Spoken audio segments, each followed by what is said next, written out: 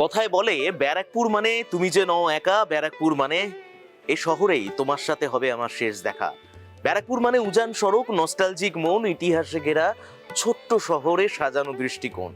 পরিবেশ আর প্রান্তর যেন আপন ধারায় মিশে ছুটছে দেখো আজ আমার শহর শুধু তোমাকেই ভালোবেসে।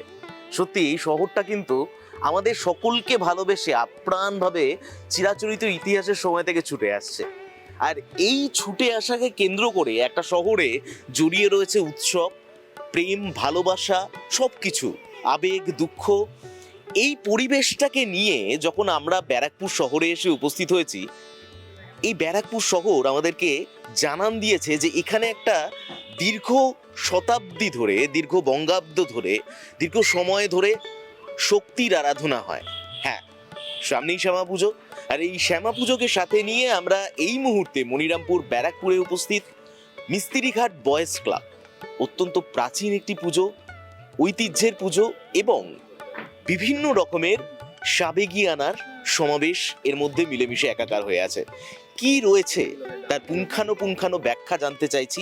আচ্ছা, এই পডকাস্ট সেশনটা টক টু সম্রাট শুরু করার আগে একটা ছোট্ট প্রশ্ন আপনাদের কাছে রাখি, সাবেগিয়ানা নাকি থিম? থিমের ঘনঘটার মধ্যে সাবেগিয়ানার চালচিত্রটা কি হারিয়ে যাচ্ছে? কর্মকর্তারা কি বলছেন, চলুন প্রশ্নটা দেখি। অনেক অনেক স্বাগত জানাই প্রথমত আপনাকে। এই যে মিস্ত্রিঘাট বয়েজ ক্লাব, এই বয়েজ ক্লাবের আমরা বিভিন্ন বিগত সময় ধরে বিভিন্ন ঐতিহ্যের মধ্য দিয়ে বিভিন্ন চালচিত্র উঠে এসছে আমাদের পরিবেশ ভাবনায় দেখেছি আমরা। এই পরিবেশ ভাবনার মধ্য দিয়ে কোথাও গিয়ে একটা প্রশ্ন আমার কাছে উঠে আসে, সেটা হচ্ছে যে থিমের মাঝখানে কি সাবেকিয়ানা হারাচ্ছে? আমাদের ক্লাব যেটা আছে এইটা স্থাপিত 1960 সালে। এবার এখানে যে মেম্বার, যে এক্সিস্টিং এই গ্রুপ মেম্বার আছে না, তারা মিনিমাম 74 ইয়ার্স ওল্ড। এবার তারা তখনকার দিনে থিম ছিল না, তারা ছিল বড় বড় প্যালেস এরকম করা। তো এবার কি হয় বলুন তো, আমরা যখন এই পুজোটা বা প্যান্ডেলটা করি না, একটা ব্লেন্ড করি, মানে যেখানে হালকা থিমও থাকছে, যেখানে হালকা তাদের সেন্টিমেন্টটাকে রেসপেক্ট দেওয়ার জন্য, কেন তারাই ক্লাবটাকে গড়ে তুলেছিল, আমরা তো রেডিমেড জিনিস পেয়েছি, ক্রেডিটটা তাদেরই যায় অবশ্যই। তো যাতে ওনারাও মনের মানসিক একটা শান্তি পায়। কেন আমরা আপনাকে বলবো, এর আগে থিম করেছিলাম, থিমটা ঠিক আমাদের এখানে চলে না, এখানে একটু আপনার রাজবাড়ি ওই জন্য, কিন্তু তার মধ্যে কিছু থিমের অ্যাসপেক্টস থাকে। তো এটাকে বলা যায় একটা ব্লেন্ড বা কম্বিনেশন অফ থিম বা আমাদের যা ট্র্যাডিশনাল পুজো, দুটোকে মিক্স করে আমরা তৈরি করার চেষ্টা করি। আচ্ছা, মানে পাশ্চাত্য এবং সাবেকিয়ানা দুটোই একসাথে মিশেল ঘটেছে। করি। আচ্ছা, এটা কত বছর হলো পুজোটা? এইটা আমাদের 53 বছর হয়েছে। 53 বছর। হ্যাঁ। 53 বছর, বিগত 52 বছর ধরে বিভিন্নভাবে আপনাদেরকে প্রকাশ পেতে দেখেছি। এবারের ভাবনাটা কি রয়েছে? হ্যাঁ, একটু তার আগে বলে দিই, আমাদের 1997 সালে আমাদের 25 বছর হয়েছিল। সেই সময় মিঠুন চক্রবর্তীকে আনা হয়েছিল, উনি এসেছিলেন তো অ্যাজ আ চিফ গেস্ট। তো তারপর থেকে বছরের পর বছর আমাদের ক্লাবটা কি হয়, নানা সামাজিক কাজের সাথে যুক্ত থাকে। নানা সামাজিক কাজের সাথে যুক্ত মানে এই যে পুজোয় আমাদের যে 4 দিন প্রোগ্রাম আছে, ঠিক আছে, আমাদের 4 দিন ধরে কালী পুজো হয়। এবার এই কালী পুজোর মধ্যে প্রথম দিন তো মায়ের আরাধনাতে আমরা ব্যস্ত থাকি, সবাই উপোস থাকে, পুজো পাঠ করা থাকে। তার পরের দিন থেকে আমাদের কী হয়, এখানে একটা স্পেশালি এবল্ড চিলড্রেন যাদের বলে, যারা শুনতে পায় না, যারা বলতে পারে না, তাদের নিয়ে আমরা একটা প্রোগ্রাম করি।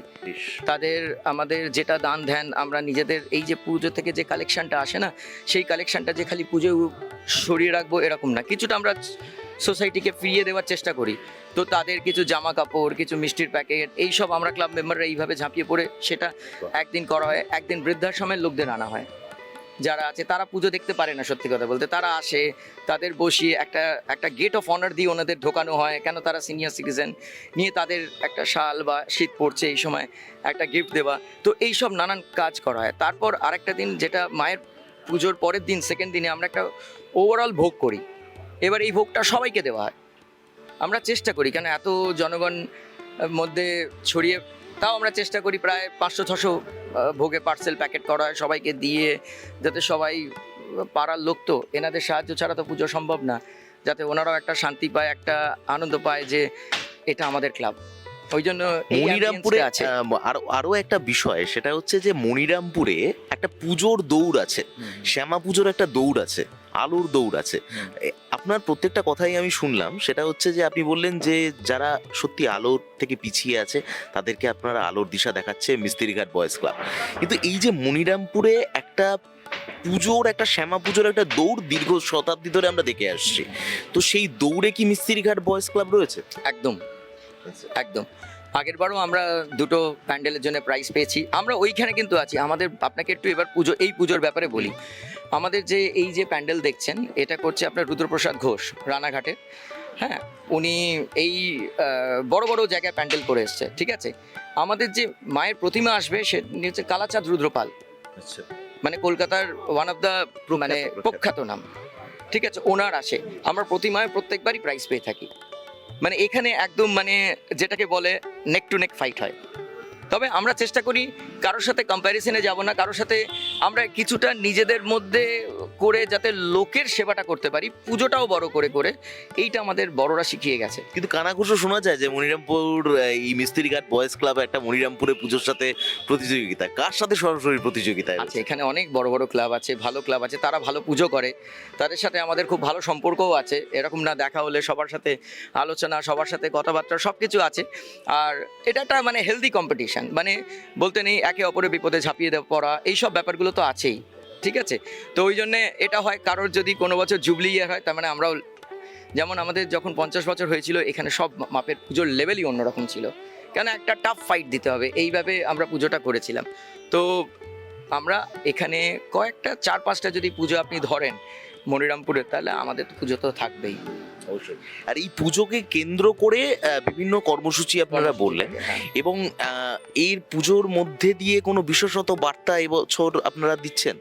বার্তা একটাই দেওয়া যে আমাদের যেভাবে আপনার ধরুন লোকেদের সাথে এখন যেভাবে আপনার লোকেরা বিপদে পড়ছে, ধরুন সিকিউরিটি, যেটা আপনারা দেখতেই পাচ্ছেন, একটা মেয়েদের সিকিউরিটি নিয়ে কিছুদিন আগে যা ঘটনা ঘটে গেল।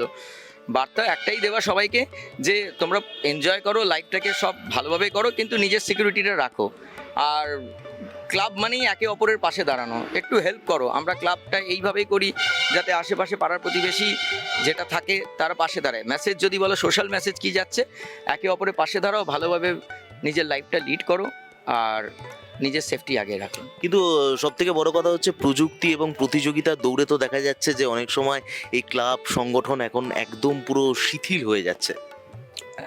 হয়, এক সময় তো হয়, কিন্তু তাও সেটা কি চেষ্টা করা। মনিরামপুর এই এই যে মিস্ত্রিঘাট বয়েজ ক্লাবে সেটার ছাপ পড়েছে?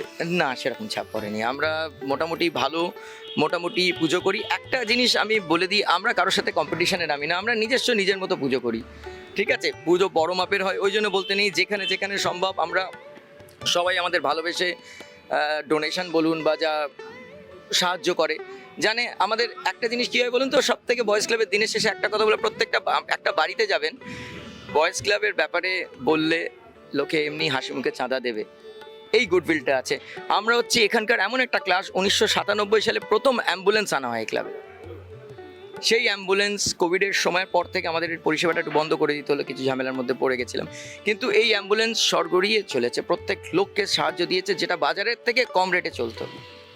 আবার আমাদের প্ল্যান আছে একটা রিভাইভ করার খুব শীঘ্রই, ঠিক আছে। তো সেটা দেখা যাক কতদূর কী, তার জন্য অনেক পরিচালনা প্ল্যানিং চলছে, কতদূর কী হয়। তো এইখানে কিছু কিছু আমাদের ওই জন্য একটা নাম আছে যে এখানে প্রথম অ্যাম্বুলেন্স, রাত দুপুরে বিপদে লোকের পাশে আমরা এসে দাঁড়িয়েছিলাম। বাজারের থেকে যেটা রেট ছিল খুব কমের মধ্যেই সেটা আমরা দিতাম পরিষেবা, প্রত্যেকটা লোক উপকৃত হয়েছে। আমি এখানে একটা ছোট্ট কথা বলি, বহু জায়গায় দেখা যায় যে ক্লাব এবং পুজো কমিটি দুটো পৃথক হয়ে যাচ্ছে এরকম দুটো পরিবারের মতন। আপনাদের এখানেও কি সেরকম কোনো ব্যাপার হয়ে না যায়? না না, আমাদের সব ওয়ান। এবং আমাদের- এটা বোধহয় সামাজিক কাজ করতে সুবিধে হয়। হ্যাঁ, আমাদের যে ভদ্রলোক যে আমার সাথে যে ডাকলো বা যার সাথে আমি আসছিলাম, তিনি আমার হচ্ছেন ক্লাব প্রেসিডেন্ট, আমি হচ্ছি ক্লাব সেক্রেটারি। তো উনি ক্লাব প্রেসিডেন্ট, ওনার বয়স এখন এই 65 থেকে 66, মানে উনি বি গ্রুপ, আমাদের এরকম ভাগ করা আছে ABCD বি গ্রুপে। ওনার যা ডেডিকেশন লেভেল আছে, আমি তো কিছুই না ওনার কাছে। ইনি আমাদের ডি গ্রুপে, এনার যে ডেডিকেশন লেভেল আছে, আমি তো কিছুই না এদের কাছে। মানে আমি বলতে চাইছি কি, আমি প্রায় 25 বছর হলো ক্লাবটা করছি। 2020-19-20-তে এইভাবে 2000 সালে করা হয়েছিল, 19-20 থেকে তারপর সেক্রেটারি এইসব হয়ে যাই হোক। তো কিন্তু বড়দের যে ডেডিকেশন, বিশ্বাস করবেন না, দুর্গাপুজোর আগে থাকতে প্যান্ডেল বুক করা, করা ও করা, এগুলো বড়রাই আমাদের নিয়ে যায়, কেন আমরা নিজেরা কর্মক্ষেত্রে ব্যস্ত থাকি। ওনারাও এত কর্মক্ষেত্রের মধ্যে, মানে যেটা এটা মানে যেন ক্লাবের কালী পুজোটা ওনাদের রক্তে ঢুকে গেছে। এতটা ওনাদের মানে ডেডিকেশন, ওই যে বয়স্ক লোকেরা যারা যারা বসে আছে নিজেদের প্রায় জীবনের অর্ধেক সময় দিয়ে রেখেছে ওখানে ক্লাবে। আমরা তো একটা সময় দিচ্ছি, এখন ওনারা দিয়ে এসে এখন দাদু হয়ে গেছে কিন্তু এখনো এনার্জি দেখবেন, রাত দুপুরে কোথাও যদি কিছু হয়তো দৌড়াবে ওরা। এইটা একটা সত্যি ওনাদের কাছ থেকে অনেক কিছু শেখা, অনেক কিছু, আর এইভাবে শিখেই আমরা চেষ্টা করছি ওইভাবে চলা। আপনার নাম? আমার নাম সুমিত্র শেখর সাধু। আচ্ছা, এইভাবেই হয়তো একটা সংগঠন বা একটা ক্লাব একটা পরিপূর্ণ উৎসব তৈরি করতে পারে, আর এইভাবেই হয়তো জানান দিতে পারে যে শক্তি শুধু নয়, শক্তির মধ্য দিয়ে এটাই বোধহয় একটা সংগঠন তৈরি হয় সমাজসেবাকে এগিয়ে নিয়ে যাওয়ার জন্য। আর মিস্ত্রিঘাট বয়েজ ক্লাব সেটাই করে চলেছে। এবারে তাদের পুজো একটা অন্যরকম তারতম্য, অন্যরকম বৈচিত্র্যে নিয়ে যাচ্ছে, যেই বৈচিত্র্যের ভাষা একটা অন্যভাবে অন্য কিছু প্রকাশ করে, আর সেটাই দেখার জন্য অপেক্ষায় রয়েছি আমরা টকটু সম্রাটে। এখানে আপনাদেরকে রাশ টানবো। তোর চরণে শ্যামা মাগো জুড়লো ভুবন আমার, জুড়